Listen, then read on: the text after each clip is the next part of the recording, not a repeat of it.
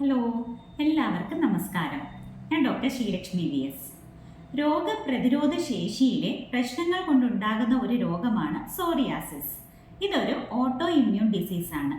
അതായത് നമ്മുടെ ശരീരത്തിലെ രോഗപ്രതിരോധ സംവിധാനം നമ്മുടെ കോശങ്ങളെയും ടിഷ്യൂസിനെയും ഒക്കെ തെറ്റായ രീതിയിൽ ആക്രമിക്കുന്ന ഒരു അവസ്ഥയാണ്. സോറിയാസിസിന്റെ കാര്യത്തിൽ നമ്മുടെ ചർമ്മത്തിലുള്ള കോശങ്ങൾ അധികമായി മൾട്ടിപ്ലൈ ചെയ്യുന്നത് കൊണ്ടാണ് ഇങ്ങനെ വരുന്നത്. സാധാരണയായി 28-30 ദിവസങ്ങൾ കൊണ്ടാണ് പഴയ ചർമ്മകോശം പോയി പുതിയ ചർമ്മകോശങ്ങൾ ശരീരത്തിൽ ഉണ്ടാകുന്നത്.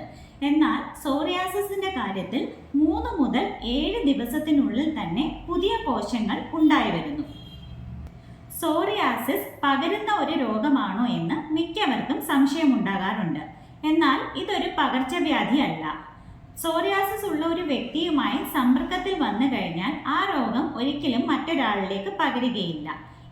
പ്രധാനമായും ജനിതക കാരണങ്ങൾ കൊണ്ടാണ് സോറിയാസിസ് ഉണ്ടാകുന്നത്. അതായത് കുടുംബത്തിൽ ഒരാൾക്കുണ്ടെങ്കിൽ വീട്ടിലുള്ള മറ്റംഗങ്ങൾക്കും വരാനുള്ള സാധ്യതകളുണ്ട്.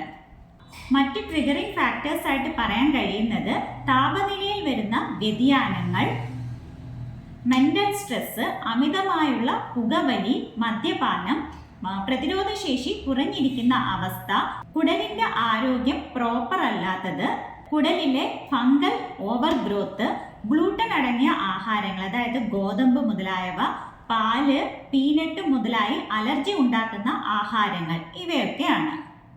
ദീർഘകാലം നീണ്ടു നിൽക്കുന്ന സോറിയാസിസ് ജോയിൻസിനെയും നഖങ്ങളെയും ബാധിക്കുന്നു.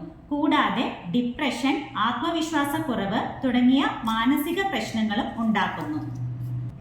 സോറിയാസിസ് ഉള്ളവർ ഉച്ചവെയിൽ കൊള്ളരുത്.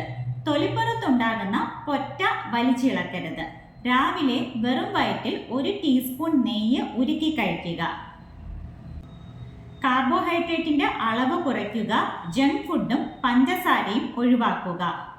വീഡിയോ ഇഷ്ടമായാൽ മറ്റുള്ളവരുടെ അറിവിലേക്കായി ഷെയർ ചെയ്യുക.